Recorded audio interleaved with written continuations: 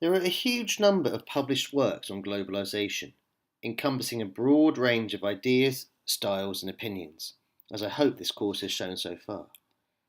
This lesson will take a slightly different approach to previous lessons, looking not so much as globalization themes, but at three specific writers, all of whom have had a profound impact on the study and understanding of globalization, both from an academic and a populist perspective.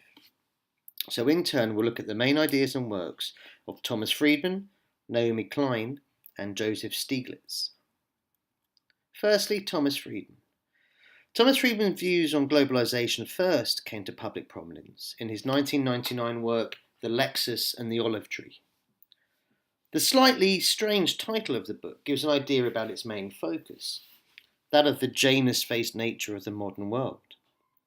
On the one hand is the drive towards ever greater prosperity and development, represented by the Lexus car, whilst on the other is the desire to retain the identity and traditions, symbolised by the olive tree.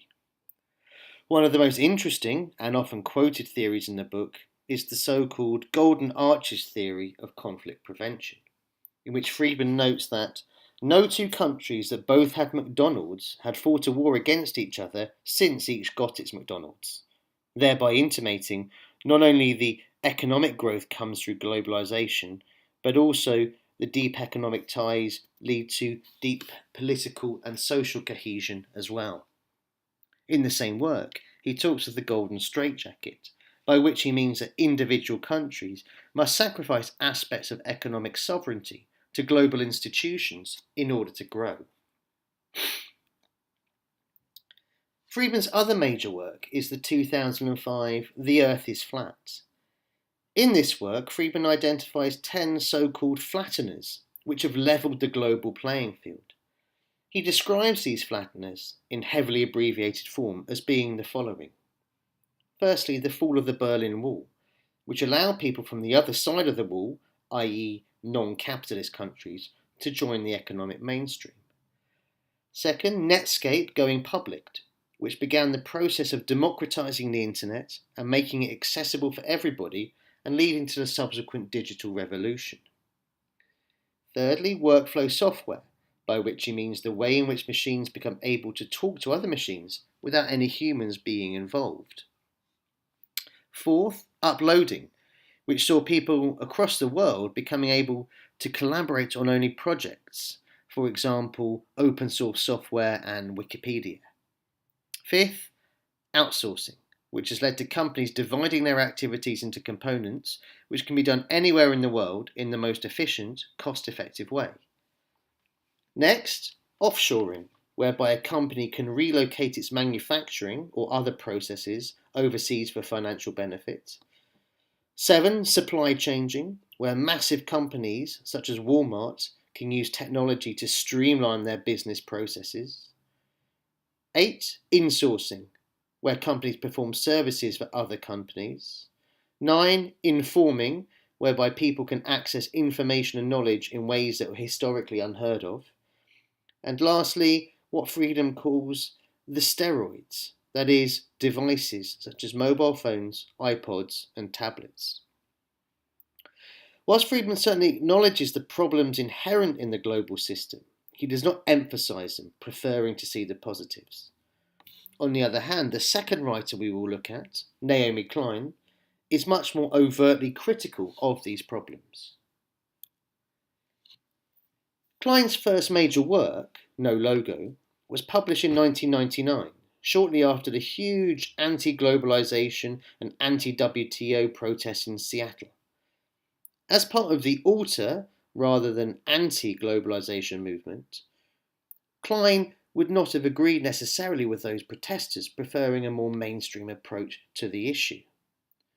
The book is composed of 4 sections, namely No Space, No Choice, No Jobs, and No Logo. The first 3 deal with the negative effects of brand-oriented corporate activity, whilst the 4th looks at ways in which people can fight back against this. Challenging the impact of what she sees as unfettered capitalism, Klein writes, "When we lack the ability to talk back to entities that are culturally and politically powerful, the very foundations of free speech and democratic society are called into question. This theory is further developed in her 2007 work, The Shock Doctrine, The Rise of Disaster Capitalism. Klein challenges the notion, or some might say the dominant paradigm, that the global free market has been a triumph of democracy. She argues that neoliberalism has come to dominate the world largely based on the exploitation of disaster-shocked people and countries. One example that she cites is of Iraq, where its vast oil reserves were opened up for Shell and BP following the September 11 attacks in the US. Finally, her most recent work once again challenges the neoliberal form of capitalism, which has become increasingly prevalent around the world. In This Changes Everything, Capitalism versus the Climate, she argues that because of the dominant global economic system, any serious reforms to halt climate change and protect the environment will be blocked. Needless to say, despite her many supporters, there are many critics of her views on economics and globalization. In one review by Tyler Cowen, for example, the shock doctrine is described as being little more than emotional non-fiction to be published, challenging the standards of evidence in which she employs. The third writer that we'll look at has considerable practical experience at the front line of globalization, so to speak, as chief economist of the World Bank. Joseph Stiglitz, in his introduction to the provocatively named Globalization and its Discontents, clearly outlines his hypothesis and his worldview. In it, he writes, "While I was at the World Bank, I saw firsthand the devastating effect that globalization can have on developing countries, and especially the poor within those countries. I believe that globalization, the removal of barriers to free trade, and the closer integration of national economies can be a force for good, and it has the potential to enrich everyone in the world, particularly the poor.